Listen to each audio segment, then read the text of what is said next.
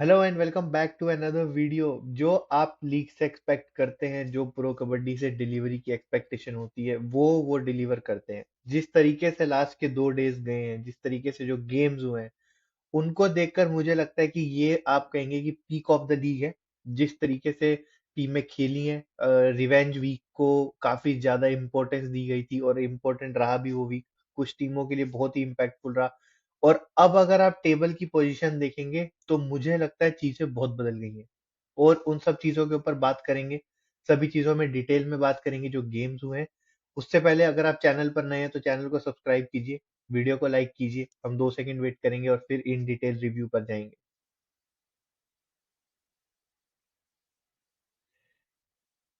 तो चलिए गेम्स की बात करते हैं। परसों बहुत ही 2 इंटरेस्टिंग गेम हुए। तेलुगु टाइटंस खेले हरियाणा स्टीलर्स के साथ। एक हैवी बाउट गेम था जहां पर बहुत ही 2-3 अच्छे रेडर्स और सामने 2-3 अच्छे डिफेंडर्स का बैटल होने वाला था। बट उस सभी चीजों को मुझे लगता है एक साइडलाइन कर दिया भरत की परफॉर्मेंस ने। और मैं स्पेशल मेंशन करूंगा यहाँ भरत को, क्योंकि उनका परफॉर्मेंस पिछले 2-3 गेम से अच्छा था। जहां पर वो पॉइंट्स ले रहे थे लगातार, 10-12 पॉइंट लेकर आ रहे थे। लेकिन आज जो उन्होंने परफॉर्म किया है, जिस तरीके से उन्होंने पूरे डिफेंस को सामने नलीफाई कर दिया। आप हरियाणा का डिफेंस देखें। और अगर मैं हरियाणा के डिफेंस की स्पेसिफिक बात करूं तो मुझे लगता है कि पिछले सीजन तक या शुरुआत के कुछ गेम्स तक जो चीज उनकी स्ट्रेंथ थी, जिस चीज पर वो गेम्स खेलते थे, अब वो उनकी वीकनेस दिख रही है पिछले 3 गेम से।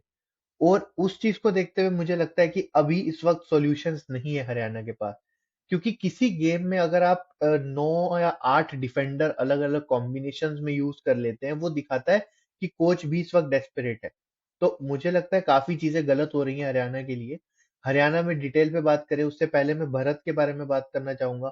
एक ऐसा रेडर जो उतना ज्यादा मेंशन नहीं मिलता है, जिसको अगर आप देखेंगे लीग में हमेशा बात होती है नवीन की, पवन सहरावत की, अर्जुन देसवाल की, या इवन मैं कहूंगा अभी देवांग की। जैसे आज आज या आज के सीजन में बहुत ही ज्यादा उनको वो एक इम्पोर्टेंस मिल रहा है। बट वो मिलना भी चाहिए, वो अच्छे प्लेयर है। लेकिन अगर आप उनके साथ देखेंगे तो कुछ ऐसे रेडर्स हैं जो बिल्कुल अंडरमाइन रह जाते हैं, जैसे भरत उनमें से एक है। मुझे ऐसा लगता है जिस तरीके से उन्होंने अपने गेम को इम्प्रूव किया है, बेंगलुरु बुल्स के साथ स्टार्ट किया अपने करियर को, जिस तरीके से वहां परफॉर्मेंस थी, कुछ लिमिटेशंस थी उनके गेम में उस वक्त, वो लिमिटेशंस पे काम किया। उसके बाद फिर इधर उधर 2-3 टीमों में और खेले, बीच में यूपी भी गए। तो वो चीज हुई। फिर उसके बाद अब फाइनली वो तेलुगु टाइटंस आए हैं। और इस सीजन जैसा उनसे एक्सपेक्टेड था, एक मेन रेडर की तरह उन्हें लेकर आए, एक बड़ा बिड लगाया उनके ऊपर। वो चीज को उन्होंने बड़े अपने प्राइस टैग को जस्टिफाई किया है। आप उनके परफॉर्मेंसेस देखिए। ऐसा नहीं है कि वो एक गेम में अच्छा परफॉर्म करते हैं उसके बाद बिल्कुल परफॉर्म नहीं करते। वो कंसिस्टेंट परफॉर्म कर रहे हैं। और मुझे लगता है जिस हिसाब से तेलुगु टाइटंस अभी पोजीशन है टेबल में जो उनकी, उसमें एक बहुत ही बड़ा रोल मैं कहूंगा भरत का। और उसके साथ साथ वो कंसिस्टेंसी सबसे बड़ी चीज है जो बाकी रेडर्स में नहीं दिख रही है आज की डेट में। कंसिस्टेंट परफॉर्म करना, कंसिस्टेंट पॉइंट लेना, ये ही तो आप एक रेडर से एक्सपेक्ट करते हैं। तो वो दे रहे हैं अपनी टीम को। तो वो काफी अच्छा। मुझे लगता है अब सपोर्टिंग रेडर में उनको विजय भी काफी अच्छा सपोर्ट दे रहे हैं। और इस गेम की अगर मैं स्पेसिफिक बात करूं तो मुझे लगता है ये गेम पूरा रेडिंग में चला। क्योंकि आप डिफेंस देखें तेलुगु टाइटंस का, वहां भी कोई बहुत बड़े नाम या बहुत बड़े पॉइंट्स नहीं है। हाँ, सबने अपना इंडिविजुअल कंट्रीब्यूशन जरूर दिया, जब जरूरत थी तब दिया। और वही एक रीजन बना कि आपने एक इजी विक्ट्री अटेन की हरियाणा जैसी टीम के सामने, जो काफी हद तक एक डोमिनेटिंग गेम चलाते हैं। तो वो एक अच्छी चीज। मुझे लगता है जैसे कि मैं पिछले गेम्स में बोल रहा था कि अवी जो कवर पर खेलते हैं वो थोड़ा अभी यंग प्लेयर, उनको थोड़ा टाइम चाहिए। और वो उतना कंसिस्टेंट परफॉर्म नहीं कर रहे थे। बट आज के गेम में उनका गेम काफी अच्छा लगा मुझे। क्योंकि स्पेशली एरर फोर्स नहीं कर रहे थे। रेडर्स को कुछ मेहनत करनी पड़ रही थी कि उनसे एरर फोर्स करवाएं, वो देखकर मुझे अच्छा लगा। वो वहां पे क्रेडिट जाता है कोचिंग को। और उस तरीके की कोचिंग दी जा रही है टीम को। वहीं पे आप देखिए अंकित एक कंसिस्टेंट परफॉर्मर बन गए, अच्छा परफॉर्म किया, आज भी 4 पॉइंट लिए। राइट कॉर्नर भी अच्छा खेल रहा है, वहां पे आपको पॉइंट आ रहे हैं। तो मुझे लगता है ऑल टुगेदर तेलुगु टाइटंस जो है वो काफी ज्यादा एक अच्छे स्पेस में है अब इस टाइम पे। और जिस तरीके से वो परफॉर्म कर रहे हैं, मुझे लगता है उनके लिए प्लेऑफ्स जाना और प्लेऑफ में वो एक सरप्राइज पैकेज की तरह अपने आप को प्रेजेंट कर सकते हैं, और वो करना भी चाहिए। और उसका मुझे लगता है एक रीजन है जो मैं वीडियो के एंड में बात करूंगा उसके ऊपर। उस चीज के लिए मैं चाहता हूँ कि आप वो चीज सुने, वो देखें। तो उस पे एंड में बात करूंगा, उससे पहले हरियाणा की बात करता हूँ। देखिए, अब मजाक अपनी तरफ होता है कि आप मजाक में कह देते हैं, आप ये कहें कि हमारी टीम बहुत अच्छी है, हमारा कॉम्बिनेशन बहुत अच्छा है, हमारी टीम में मोटिवेशन है, वो सब चीजें सुनने में अच्छी लगती हैं, लेकिन जब वो कोर्ट पर नहीं दिखती तो वो फ्रस्ट्रेशन जो है वो दिखती है। और वही चीज दिख रही है हरियाणा के ऊपर। मुझे लगता है जयदीप आज एक और फेलियर, हरदीप, वो अभी उनका क्या सीन है, वो किस तरह से परफॉर्मेंस दी है उन्होंने जो वो टीम में है, मुझे नहीं समझ आता। राहुल सेठपाल, मुझे लगता है कि उनका कंट्रीब्यूशन हमेशा टीम के अगेंस्ट ही आ रहा है अब, क्योंकि वो उतना अच्छा परफॉर्म नहीं करते कि वो टीम को कुछ बेनिफिट दें, तो वहां पर मुझे बहुत प्रॉब्लम्स दिखते हैं। उसके साथ साथ लेफ्ट कॉर्नर पर कोई सर्टेनिटी नहीं है। आज 3 प्लेयर आपने ट्राई कर दिए एक ही गेम में लेफ्ट कॉर्नर पर, वो उसके अलावा एडिशनल जयदीप भी खेलते हैं, तो 4 प्लेयर अगर आप एक जगह पर ट्राई कर रहे हैं तो वो फ्रस्ट्रेशन दिखाता है कोच की, मुझे लगता है थोड़ी सी अब। और होना भी चाहिए फ्रस्ट्रेट, मुझे लगता है सही चीज है, क्योंकि आपकी टीम जिसके पास मतलब पोटेंशियल है, ऐसा बोलते हैं, पोटेंशियल है भी, बट वो टीम अगर इस तरीके का परफॉर्म करे, 4 मैच हारे इनर हो, तो कोई भी कोच फ्रस्ट्रेट होगा, और बिल्कुल सही है। बट फ्रस्ट्रेशन से सॉल्यूशंस ढूंढना जरूरी है। आप सिर्फ फ्रस्ट्रेट होकर काम नहीं चला सकते, आपको ये सोचना होगा कि आप ठीक कैसे करेंगे उस चीज को। तो वो एक चीज बहुत इंपॉर्टेंट। उसके अलावा मुझे लगता है रेडिंग वाइज भी आज थोड़ा सा शिवम पतारे का एक ठंडा गेम आया, उससे आप कंसिस्टेंट परफॉर्मेंस एक्सपेक्ट नहीं करेंगे। यंग प्लेयर को आप चांस देते हैं, आप टाइम देते हैं। मुझे ऐसा लगता है कि यहाँ पे अब नवीन की इंजरी का जो इम्पैक्ट है ना, वो हरियाणा के ऊपर दिख रहा है, क्योंकि वो जिस तरीके से गेम में पॉइंट ले सकते हैं, रीडिंग में 20, 25, 15 पॉइंट, वो उस तरह का एक रेडर मिस कर रही है हरियाणा, क्योंकि विनय भी मुझे नहीं लगता है उतना पिछले 3 गेम में कंसिस्टेंट हैं। वो भी आज आप देखें, आज तो रेड ही बहुत कम की उन्होंने, 7 या 8 रेड की पूरे गेम में, क्या ना। अब मुझे लगता है कुछ प्रॉब्लम्स को एड्रेस करना चाहिए सीरियसली। आप मजाक को छोड़ दें, अब थोड़ा सीरियस होकर एड्रेस करें, क्योंकि आप आज से 8 दिन पहले या 10 दिन पहले आप थर्ड बैठे थे टेबल में, उसी थर्ड को रिप्लेस कर दिया तेलुगु टाइटंस ने। आज आज तेलुगु टाइटंस हो गए थर्ड टेबल में। मुझे लगता है वो अब तीसरी टीम दिख रही है मुझे, दबंग दिल्ली और पुनेरी पल्टन के बाद, जो प्लेऑफ्स के लिए ऑलमोस्ट ऑलमोस्ट कंफर्म मैं कहूंगा। और वो प्लेऑफ्स में एक कॉन्फिडेंस के साथ जाना चाहेंगे, तो वो और अच्छा खेल के दिखाना चाहते हैं यहाँ से आगे, मुझे ऐसा लगता है करना चाहिए उन्हें ऐसा। तो वो प्लस हरियाणा जो तीसरे पे थी, अब खिसक के 8वें पर हो गई है। अब वो एज पर आ गए हैं। अब वो एज ऑफ द सीट जो होती है ना, वो बड़ा रिस्की पोजीशन होता है किसी भी टीम के लिए। वहां एक गेम आप हारते हैं या एक गेम आप जीतते हैं, और आज के गेम में अगर आप देखेंगे तो क्या रीजन रहा हार का, वही टेक्निकल एरर। 1-2 सेकंड बचे थे, वहां आपने क्लॉक को क्लोज कर दिया और वहां पे आपकी टीम मैच हार गई। तो मुझे लगता है हरियाणा स्टीलर्स को थोड़ा सा यहाँ से अब एक सीरियस अप्रोच लेनी होगी, सीरियसली अपने आप को थोड़ा सा प्रेजेंट करना होगा कोर्ट के ऊपर। वहीं पे तेलुगु टाइटंस मुझे लगता है काफी अच्छे स्पेस में है अब, तो वो मुझे लगता है अब उन्हें उतना ज्यादा कुछ टेंशन होगा नहीं, तो वो थोड़ा अपने अब कंफर्टेबल रह सकते हैं। वहीं दूसरा गेम कंफर्ट की बात होती है, पुनेरी पल्टन बहुत कंफर्टेबल है, वो जिस तरीके से खिला रहे हैं अपनी टीम को, मुझे लगता है कि उनका परफॉर्मेंस कहीं पे भी एनालिटिकल वाइज आप नहीं कह सकते कि यहाँ पर प्रॉब्लम है। तो वो चीज, और उनकी जिस तरीके की स्ट्रेंथ है, जो बेंच स्ट्रेंथ आप जिसे कहते हैं, वो उन्होंने बनाई है। आपके पास 5 रेड, आप देखिए आज आदित्य शिंदे ने एक सुपर 10 लगाया, असलम ने उनके साथ रेडिंग की, और उसके साथ पंकज मोहिते ने रेडिंग की। अब ये 3 ऐसे रेडर हैं जो किसी भी टीम के लिए एक लग्जरी है। आप एक टीम में इन 3 रेडर्स को डालिए, वो टीम बोलेगी कि हमें और कुछ नहीं चाहिए, हम बहुत मोर देन हैप्पी हैं इनसे। और आप उनका परफॉर्मेंस देखें, आज भी तीनों ने मिलकर 25 पॉइंट लिए। तो अगर आपकी टीम 40 पॉइंट स्कोर कर रही है, उसमें से 25 रेडर ले आते हैं, तो अब डिफेंस के लिए तो कुछ बचा ही नहीं है। डिफेंस के लिए क्या बचा है, गलतियां ना करें, वही हुआ। अगर आप देखेंगे गौरव खत्री और विशाल भारद्वाज, आज बहुत रेयर पॉइंट लिए उन्होंने, लेकिन गेम को कहाँ कंट्रोल करना है वो बहुत अच्छे से दिखाया। अजय ठाकुर मुझे लगता है एज अ कोच काफी प्रोएक्टिव कोच है। कभी कभी वो प्रोएक्टिव से थोड़ा सा एग्रेसिव कोच बन जाते हैं, लेकिन वो कोचिंग में होता है। बट अजय ठाकुर जिस तरीके से अपनी टीम को कोच कर रहे हैं, जिस तरीके से अपनी टीम को मैनेज कर रहे हैं गेम के दौरान, वो मुझे लगता है कि काफी एक अच्छा इम्प्रेसिव एक एंगल दिख रहा है उनकी तरफ से, और वो मैच पे टीम की परफॉर्मेंस में भी दिखता है।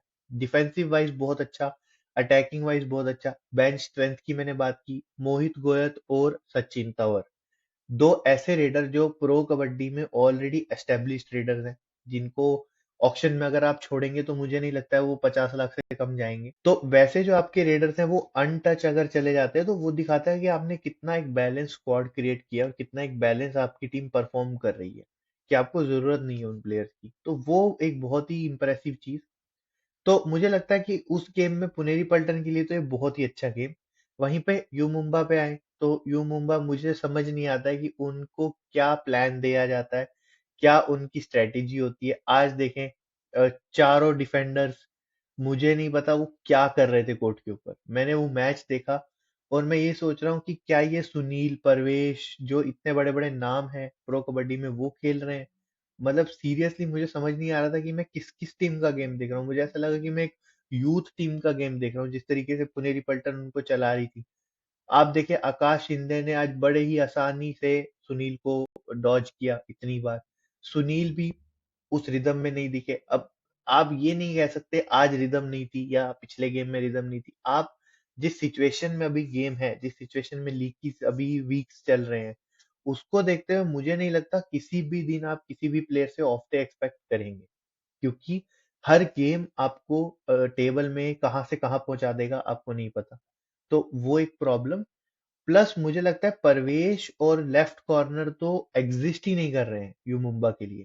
अगर वो एग्जिस्ट भी कर रहे हैं तो वो कहाँ खेल रहे हैं, मेंटली कहाँ है, नहीं पता। परवेश, इतना फेलियर आप नहीं एक्सपेक्ट करते एक अच्छे डिफेंडर से जो प्रो कबड्डी का एक्सपीरियंस लेकर आ रहा है। या तो अगर वो आउट ऑफ रिदम है उनको ब्रेक दे, उन्हें आप बेंच करें, किसी और यंग प्लेयर को चांस दे। ऐसा नहीं है कि वो पॉइंट ले रहे हैं या लीक कर रहे हैं तो आप उनको खिला रहे हैं। कर तो वो नहीं रहे हैं कुछ भी, तो उन्हें क्यों खिला रहे हैं आप बार बार? किसी और प्लेयर को चांस दे के देखें। शायद हो सकता है वहां पर कुछ इम्प्रूवमेंट दिखे, या हो सकता है परवेश वो एक मेंटल स्पेस से बाहर आकर अच्छा परफॉर्म करना शुरू कर दे। तो वो चीज भी नहीं कर रहे हैं कोच। तो यू मुंबा तो मुझे समझ ही नहीं आता उनका क्या क्या स्ट्रेटेजी है। तो और उन पे बात करने के लिए भी मेरे पास कुछ नहीं है। क्यों? अगर आप रेडिंग में देखेंगे, रेडर्स आपको थोड़ा बहुत काम करके देते हैं। जो भी वो काम करके देते हैं वो डिफेंस उससे 10% ज्यादा खराब करके दे देता है वापिस। अजीत चौहान वापिस आए, आज थोड़ा सा इंजर्ड थे, वापिस आए, आके आते ही उन्होंने सुपर 10 लगाया, एक क्लीन परफॉर्मेंस। अब आप उनकी परफॉर्मेंस को बिल्कुल ही डिफेंस ने नलीफाई कर दिया अपने बेकार परफॉर्मेंस से। तो अब वो रेडर भी सोचेगा जाकर कि मेरे परफॉर्मेंस का क्या इम्पैक्ट है टीम के ऊपर। संदीप, एक और अच्छी रेडिंग उनकी तरफ से भी दिखी है। बट अगेन पॉइंट वही है कि जब आपके रेडर्स पॉइंट ले रहे हैं, आप रेडर से परफॉर्मेंस निकलवा पा रहे हैं, तो डिफेंस क्यों नहीं निकाल रहा है वो परफॉर्मेंस? तो वो कोचिंग एरर्स भी हैं उसमें बहुत सारे। तो मुझे लगता है वहां थोड़ा ध्यान देना होगा। अदरवाइज यू मुंबा अब वो हरियाणा के साथ साथ चल रहे हैं स्लिप अप फेज में, जहां वो मैचेस हार रहे हैं लगातार। आई गेस ये मुंबा की भी तीसरी हार थी।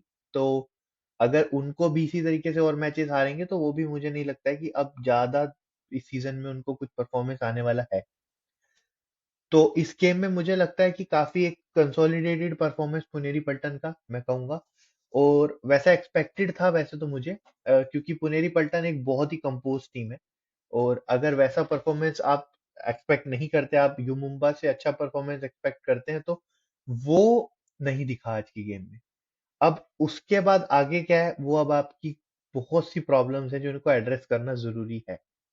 वहीं पे बात करते हैं जो कल गेम हुए। कल दो गेम हुए, दोनों क्लोज एनकाउंटर। पहले बात करेंगे बंगाल वॉरियर्स और दबंग दिल्ली की। मुझे जिस तरीके की एक्सपेक्टेशन थी, ऑनेस्टली वैसा बिल्कुल नहीं हुआ। मैं इस गेम से एक क्लीन स्वीप एक्सपेक्ट कर रहा था दबंग दिल्ली से, लेकिन एक ट्विस्ट आया, आशु मलिक अनअवेलेबल हुए। अब यहाँ दिखा जो मैंने अपने पिछले दो वीडियोस में बोला, second raider second raider second raider, आज वो गेम में दिखा। नीरज और दूसरे जो रेडर्स जो भी खिलाए हैं आपने, वो आप उनसे ये एक्सपेक्ट नहीं कर सकते जो आशु से एक्सपेक्ट करते हैं। और ये प्रॉब्लम मुझे लगता है एक बहुत ही सही टाइम पे दिखी दबंग दिल्ली के लिए, क्योंकि आप एक्सपेक्ट नहीं करेंगे कि यहाँ से आप बाकी प्लेयर्स पे डिपेंडेंसी ना दिखाएं। जिस तरीके से आशु खेल रहे हैं वो डेफिनेटली अच्छा कर रहे हैं, बट उसके बाद आपको आगे भी देखना है। नीरज से आज जिस तरीके की परफॉर्मेंस, आज वो एक तरह से वो स्ट्राइक रेडर थे आपके, बट उन्होंने अपने बेस्ट पोटेंशियल की परफॉर्मेंस के बाद ये पॉइंट दिया है कि 6 पॉइंट लिए। तो वो चीज प्लस उनके बाद बाकी जो रेडर्स खिलाए हैं, मुझे अब एग्जैक्टली नहीं पता उनके नाम, बट जो भी रेडर्स खिलाए हैं बाकी, वो भी नॉट गुड इनफ। मैं तो यही कहूंगा कि गुड इनफ नहीं है वो। आपको डिफरेंस दिख जाता है क्वालिटी में दोनों तरफ से, जब आपके मेन रेडर आशु खेलते हैं और जब बाकी रेडर्स खेलते हैं। तो एक अच्छा रियलिटी चेक मैं कहूंगा दबंग दिल्ली के लिए। साथ ही साथ जैसे बोलते हैं ना कि कड़वी दवाई का घूंट पीना, तो वो दबंग दिल्ली के साथ आज हुआ। हरियाणा के सामने वो 1 सेकंड से, हरियाणा के सामने वो 1 सेकंड से जो गेम जीते, आज वो अपने 1 सेकंड से मैच हारे। और ये चीज मुझे लगता है एड्रेस करनी चाहिए, क्योंकि ये मुझे लगता है लीग के पॉइंट ऑफ व्यू से एक बड़ा मिस्टेक है, अगर आप देखेंगे। क्योंकि इस तरीके से आप नहीं एक्सपेक्ट करते कि इतने अच्छे गेम में, जो इतना क्लोज गेम हो, वहां आप ऐसे टेक्निकल एरर्स पे गेम डिसाइड हो जाए। क्योंकि एक्चुअल में ये एरर है, ऐसा नहीं है कि एरर नहीं है, एरर है, बट वो एरर को रेक्टिफाई करना लीग का काम है। जिस तरीके से टीमें मैचेस हार रही हैं, मुझे नहीं लगता कोई भी फैन खुश होगा। इवन जो न्यूट्रल फैंस होंगे ना, वो भी खुश नहीं होंगे इस तरह की चीज को देखकर। क्योंकि आप चाहते हैं कि एक फेयर गेम हो। आपके पास 3 सेकंड क्लॉक पर थे, एक रेड डलनी चाहिए थी वहां पर, बट वो नहीं डली। अब उस चीज को कैसे लीग देखती है, किस तरीके से उस पर इम्प्रूव करती है, वो जरूरी। और ये आज नहीं हुआ है, ये बहुत गेम्स में होता है, जहां पर मैं देखता हूँ कि टाइम इस तरीके से चल रहा है कि वहां पर आप टाइम वेस्टेज को काउंट नहीं कर रहे हैं। या तो आप बोलें कि ठीक है, क्लॉक चलता रहेगा, बीच में जो भी एक्टिविटीज हो रही है टाइम काउंट होता रहेगा, बट अगर आप रेड टू रेड मैच कर रहे हैं तो वहां एक रेड डलनी चाहिए थी। अब वो नहीं डली। वो रेड डलती, हो सकता है दिल्ली मैच हार जाती जो वो हारे, हो सकता है दिल्ली वो मैच जीत जाती है, ड्रॉ करके टाई ब्रेकर में ले जाती। तो वो चीज, बट उसके बावजूद मैं कहूंगा credit where it is due is Bengal Warriors. जिस तरीके से आज वो मैट पर आए और जिस तरीके से उन्होंने स्टार्ट किया, पहली ही रेड पे जिस तरीके से टैकल हुए रेडर, उसने दिखाया कि आज बंगाल वॉरियर्स अलग मूड से आए हैं। और वो पूरे थ्रू आउट द गेम उन्होंने कंटिन्यू किया, जो अच्छी चीज है। वहीं पे मुझे लगता है रेडिंग वाइज आज देखिए, देवांग मुझे लगता है उनका ठंडा दिन था, और ठंडे दिन पे वो 15 पॉइंट लेकर आए। तो उस तरीके के रेडर को आज सपोर्ट मिली हिमांशु से, तो वो दिखा कि बंगाल वॉरियर्स क्या कर सकती है। और सडनली अब जो टेबल है ना, वो एकदम डिफरेंट शेप में आ गया है। क्योंकि बंगाल वॉरियर्स भी अब 10वें पर आ गए हैं। उसके पहले अगर आप देखेंगे तो हरियाणा स्टीलर्स 8वें पर आ गए हैं। तो अब जो मार्जिन हैं वो बहुत ही कम रह गए। तो वो चीज देखते हुए अब लीग इंटरेस्टिंग हो रही है। बट मैच पर आते हैं तो वहां पर मतलब बंगाल के डिफेंस पे ही पूरा गेम रिलाई होने वाला था। अब आशु नहीं थे तो डिफेंस को शायद कॉन्फिडेंस आया है, डिफेंस पहले से मूड में आया था कि आज अच्छा करेंगे, तो उन्होंने किया। बट अदरवाइज रेडिंग तो हमेशा ही अच्छा करती है बंगाल के लिए। वहीं पे दबंग दिल्ली, आज मुझे लगता है एक दो मोमेंट पे थोड़ा सा जल्दबाजी भी दिखी। जैसे फजल जाकर थोड़ा सा एडवांस खेल रहे थे, काफी एडवांस खेले, एक दो टैकल जो एक सुपर हिट भी डली फर्स्ट हाफ में। वहां पर अगर आप देखें फजल की पोजीशनिंग, तो वो बहुत ही एडवांस थे। उतना एडवांस आपको जाना नहीं चाहिए, आप जा सकते खेलें उस तरीके से, बट उतना एडवांस मत जाए। तो वो एक चीज, प्लस एक दो मोमेंट्स पर मुझे लगता है कि थोड़ा स्विच ऑफ दिखी दबंग दिल्ली की डिफेंस। तो उस चीज का थोड़ा सा आगे जाते हुए ध्यान रखना होगा।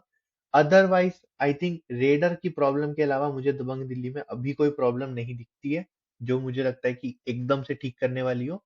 बट हाँ, धीरे धीरे जाते हुए आप सब कुछ ठीक करना चाहते हैं। वहीं दूसरा गेम गुजरात टाइटंस खेले और जीते यूपी योद्धास के खिलाफ। यूपी योद्धास, वो और पटना पायरेट्स अ, वैसे भी पास पास हैं, और अब टेबल में भी पास पास है। तो उनका जो परफॉर्मेंस है यूपी योद्धास का, वो अनएनालाइजेबल है। मुझे लगता है उसको आप एनालाइज नहीं कर सकते। और मैं उस पे एनालिसिस में इतना ही बोलूंगा कि रेडर्स को अगर आप उस गेम से निकाल दें, तो हरियाणा मुझे नहीं लगता है डबल डिजिट में भी कभी जाने वाली है किसी गेम में। और वो चीज उनकी इस सीजन की हाईलाइट है कि वो क्यों टेबल में 11वें नंबर पर है। क्योंकि डिफेंस में जितने अच्छे नाम हैं, एक सिर्फ मुझे लगता है हितेश आज के पॉजिटिव, थोड़ा सा मैं कहूंगा सुमित पॉजिटिव, क्योंकि जिस तरीके से फर्स्ट हाफ में स्टार्ट किया था, आपका डिफेंस फर्स्ट हाफ डोमिनेट कर रहा था, आपके पास लीड थी। फिर सेकंड हाफ में जैसे ही गुजरात ने थोड़ा सा मोमेंटम पिक किया, वहां पर आप क्रम्बल हुए, उसके बाद आपने वापिस ही आने का आपको चांस ही नहीं मिला गेम में। तो वो चीज देखते हुए मुझे लगता है थोड़ा सा अब यूपी योद्धास उस चीज को जाकर एनालाइज करेंगे, जब तो सोचेंगे कि शायद कुछ जगहों पे अगर अच्छा किया होता तो हम मैचेस जीतते और हम भी एक अच्छी सिचुएशन में होते। वहीं पे अगर आप देखें रेडिंग वाइज, तो मुझे लगता है कि यूपी के लिए गगन, आज गुमान का बहुत ही अच्छा परफॉर्मेंस, उन्होंने जिस तरीके से वो यू मुंबा के लिए खेले थे या पटना के लिए 3 सीजन पहले खेले थे, वो वैसा गुमान दिखा आज, और वो आप देखना चाहते हैं एज अ फैन उनसे परफॉर्मेंस। तो वो चीज, उसके बाद अगर आप देखेंगे स्पेसिफिकली, मैं कहूंगा जो आपके भवानी और गगन दोनों ने जितना अच्छा सपोर्ट कर सकते थे वो किया। रेटिंग वाइज मुझे लगता है अब यूपी योद्धा से आप कंप्लेंट नहीं करेंगे, क्योंकि यूपी योद्धा रेटिंग वाइज बहुत सॉर्टेड टीम है। डिफेंस उनको हमेशा डिसअपॉइंट कर रहा है हर गेम में, और वही उनकी प्रॉब्लम है। वहीं पे गुजरात, प्रॉब्लम उनकी भी डिफेंस ही है, बट आज रेडिंग ने कवर किया, और स्पेसिफिकली राकेश, एक बहुत बड़ा सुपर 10 20 पॉइंट का। तो वो उनका परफॉर्मेंस ओवरशैडो कर गया उनकी डिफेंस की परफॉर्मेंस को। बट उसके बाद भी मैं ये नहीं कहूंगा कि डिफेंस बिल्कुल बेकार था, डिफेंस ने काफी हद तक अच्छा किया, और उनसे वो एक्सपेक्टेशन थी शुरू से सीजन में। तो वो आज अपनी एक्सपेक्टेशन को, आई थिंक लास्ट 2 गेम से थोड़ा सा कुछ, जो होता है कि मेंटल चेंज किया अपने आप को, थोड़ा फ्रीली खेलने लगे तो मैचेस जीत रहे हैं। और अब इतना अच्छा उनका सिचुएशन है कि वो 9th हो गए। मैं आज से 2 हफ्ते पहले खुद बोल रहा था कि गुजरात टाइटंस को अपना सीजन राइट ऑफ कर देना चाहिए अगर ऐसा ही खेलेंगे। बट मैं अभी भी बोलूंगा कि ज्यादा खुश नहीं होना चाहिए गुजरात को कि हम 2 मैच जीते हैं, लेकिन अभी बहुत कुछ करना बाकी है सीजन में अगर उनको प्लेऑफ्स के लिए जाना है। तो प्लेऑफ्स मुझे लगता है कि मुश्किल है, लेकिन ऐसा नहीं कि आप कर नहीं सकते, अचीवेबल है। और उसके अलावा मुझे लगता है डिफेंसिवली आज एक कलेक्टिव परफॉर्मेंस दिखा, जैसा एक मुझे याद आता है गेम 5 या चौथा या पांचवा गेम था उनका, जहां पे उन्होंने एक बहुत ही कलेक्टिव परफॉर्मेंस दी थी यू मुंबा के सामने, जहां पर वो बड़े मार्जिन से जीते थे। तो वो गेम को देखते हुए और इस गेम को देखते हुए मुझे काफी सिमिलर गुजरात टाइटंस दिखी, जो अच्छी चीज है। अगर आप अभी भी रिदम में आ जाएंगे, आपके पास बहुत टाइम है, जो आप उसमें कवर अप कर सकते हैं, अपने आप को उस पोजीशन में ला सकते हैं जहां से आप वापिस से प्लेऑफ्स के लिए compete कर रहे हैं। तो एक अच्छा गेम, मुझे लगता है काफी अच्छे गेम हुए दोनों ही। आप क्लोज एनकाउंटर देखने को मिल रहे हैं तो अच्छा लगता है वैसा चीज। तो वो देखते हुए अच्छा दिन। वहीं पे अब कल 2 अच्छे गेम है वापिस से। अब कल जो 2 टीमें खेलेगी, दबंग दिल्ली खेलेगी गुजरात टाइटंस के साथ, और फिर बंगाल वॉरियर्स खेलेंगे यू मुंबा के साथ। अब देखिए इस गेम में ना एनालाइज नहीं कर सकते हम अभी से, हम वो नहीं बना, हम एक बिल्डअप नहीं बना सकते। तो उस चीज को देखते हुए मैं इतना कहूंगा दोनों ही गेम्स के लिए, या गुजरात और दिल्ली की टीम के लिए थोड़ा अलग कहता हूँ, क्योंकि वो ऐसा गेम होगा जहां पे दिल्ली नहीं चाहेगी कि जो हरियाणा के साथ हुआ, एक वो डीरेल हुई उनकी गेम, वो दिल्ली के साथ हो। तो दिल्ली मुझे लगता है फाइट बैक करना चाहेगी, जैसा वो पिछला मैच हारे थे, उसके बाद 2 गेम में उन्होंने फाइट बैक किया, वन साइडेड गेम्स हराए। शायद वैसी रूथलेस दिल्ली दिखे, या हो सकता है एक कॉशियस दिल्ली दिखे लेकिन जीत के लिए जाए। आशु के ऊपर क्या है अभी सिचुएशन क्लियर नहीं है, मे बी अवेलेबल हो मे बी ना हो। वहीं पे सामने गुजरात टाइटंस है। मुझे लगता है अगेन जैसा आज डिफेंस ने खेला, अगर वैसा ही खेलते हैं और आशु नहीं खेलते हैं, तो एक आउटसाइड चांस जरूर बनेगा गुजरात के लिए वो मैच जीतने के लिए। बट अदरवाइज मुझे ऐसा लगता है कि थोड़ा सा ये गेम अभी भी दिल्ली की तरफ जाएगा, क्योंकि दिल्ली जिस तरीके की टीम है, उनके पास वो कैपेबिलिटीज हैं कि एक गेम को आप राइट ऑफ करें और आगे बढ़ें और फ्रेश स्टार्ट करें। तो दिल्ली थोड़ा सा एज रहेगा, बट गुजरात जिस फॉर्म से आ रहे हैं 3 गेम से, उसको यूटिलाइज करना चाहेंगे। और वहीं पे मुझे लगता है एक मेन फैक्टर रहेंगे शादलू, क्योंकि आज जितने रेडर खेले वो सब राइट रेडर्स थे, इवन आशु भी राइट रेडर है। तो उनका परफॉर्मेंस कैसा रहता है against all the Delhi readers, वो एक इम्पोर्टेंट फैक्टर। बट अदरवाइज मुझे लगता है काफी कंपेटिटिव गेम भी हो सकता है। वहीं पे दूसरा game Bengal Warriors versus U Mumba. U Mumba से तो एक्सपेक्टेशन, स्ट्रैटेजी, प्लानिंग, वो उनको प्रिडिक्ट नहीं कर सकते आप, तो वो तो पॉइंट ही नहीं बनता है उस चीज का। तो बट वहीं पे बंगाल वॉरियर्स आज रिदम पिक की है, और उनके साथ यही प्रॉब्लम रही है, जब जब उन्होंने रिदम पिक की है अगले गेम में आप हार के रिदम ड्रॉप की है। तो आज मुझे लगता है कोचिंग मीटिंग में यही कहना चाहिए कि अपने आप को ऐसे ही कंसोलिडेटेड खिलाना है कल, और एक अच्छा परफॉर्मेंस पुट ऑन करें। सिर्फ देवांग के ऊपर डिपेंडेंट ना रहे, थोड़ा और अच्छे से परफॉर्मेंस दें। तो बाकी प्लेयरों के ऊपर गेम रहेगा। वहीं पे मुझे लगता है यू मुंबा कवर्स जब तक नहीं चलेंगे, यू मुंबा मुझे लगता है नहीं जीतेगी। सुनील परवेश अब पुराने फॉर्म में आए, तो मुझे लगता है कि गेम्स में कुछ यू मुंबा कर सकती है, और कॉर्नर्स अदरवाइज मेरे को लगता है कि थोड़ा सा यू मुंबा अभी बैक स्टेप पर है। मैं कहूंगा बंगाल वॉरियर्स को एज है, बट ज्यादा बड़ा एज नहीं है। It's a very close game I would say. तो वो मुझे लगता है वैसा होगा। बाकी जैसा मैंने कहा था कि तेलुगु टाइटंस के गेम के बारे में मैं कुछ एंड में कहूंगा, तो मैं जो बात करना चाहता हूँ वो जो बै- तो मैं जो बात करना चाहता हूँ वो तेलुगु टाइटन के कोच कृष्ण कुमार हुड्डा। मुझे लगता है एक one of the most underrated coaches हैं वो, क्योंकि मैंने एक मनप्रीत सिंह के ऊपर वीडियो बनाई थी, उनके कोचिंग स्टाइल के ऊपर और उनके जो भी उनके आइडियोलॉजीज रहते हैं उनके ऊपर, और वो कहाँ से आए हैं उसके ऊपर। ऑफ कोर्स मैं इतना बड़ा वीडियो नहीं बनाऊंगा कृष्ण जी के ऊपर, क्योंकि बहुत ही अच्छे कोच हैं वो। अगर आप देखें, मैं नेशनली तो नहीं जाऊंगा, मैं सिर्फ लीग पे स्टिक करता हूँ। आप प्रो कबड्डी लीग देखें, छठे सीजन तक एक टीम जिसको लोग, मुझे लगता है कि कोई काउंट नहीं करता था, कि दबंग दिल्ली, जो उससे पहले सिर्फ दिल्ली हुआ करती थी, उसको अगर आप देखेंगे तो वो टीम कभी भी बॉटम ऑफ द टेबल से ऊपर नहीं आई। उसको पहले ही सीजन में आए पिक किया, वहां से फाइनल खिलाया सीजन 7 का। सीजन 7 के फाइनल में भी बहुत ही अच्छा एक कंप्लीट परफॉर्मेंस था, बट वो थोड़ा सा मार्जिन रह गया जहां पर बंगाल वो फाइनल जीता। बट उसके बाद सीजन 8 आया, वापिस है दबंग दिल्ली को फाइनल खिलाया, ट्रॉफी जीतवाई। फिर उसके बाद अब तेलुगु टाइटंस में आए हैं, वापिस एक ऐसी टीम जो पिछले साल तक मुझे नहीं लगता बॉटम ऑफ द टेबल से ऊपर आ रही थी। उस टीम को एक ऐसा टीम बनाना जो इस तरह के परफॉर्मेंसेस पुट करती है, वो दिखाता है कि उनकी क्या क्वालिटी है, और वो क्या लेकर आते हैं अपने साथ एज अ कोच। और उसके बाद अगर आप देखेंगे तो वो उस तरह के परफॉर्मेंसेस निकलवाते हैं अपने प्लेयरों से जैसी आप एक्सपेक्टेशन रखते हैं। तो उनकी कोचिंग स्टाइल पर, और एक फन फैक्ट जो मुझे लगता है, जो मैंने अभी देखा, कि अभी तक टोटल पिछले 5 सीजन में जब से तेलुगु टाइटंस लीग में आए हैं, जितने भी कोचिज आए हैं, और बहुत अच्छे अच्छे कोचिज आए हैं, लेकिन सबने कंबाइंड 19 गेम जीते हैं, और as a coach Krishna Kumar 20 game में उतने ही मैचेस जीत चुके हैं वापिस से। तो वो चीज दिखाता है कि उनमें क्या क्वालिटी है, वो किस क्वालिटी के कोच हैं, और वो क्या लेकर आते हैं अपने साथ एज अ कोचिंग यूनिट।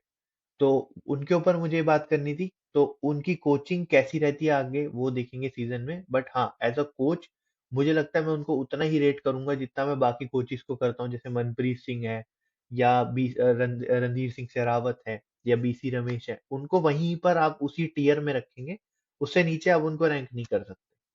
तो ये मैं कहूंगा। बाकी आप लोगों को क्या लगता है आज के गेम्स जो होंगे, कमेंट में जरूर बताइए अपना प्रेडिक्शन।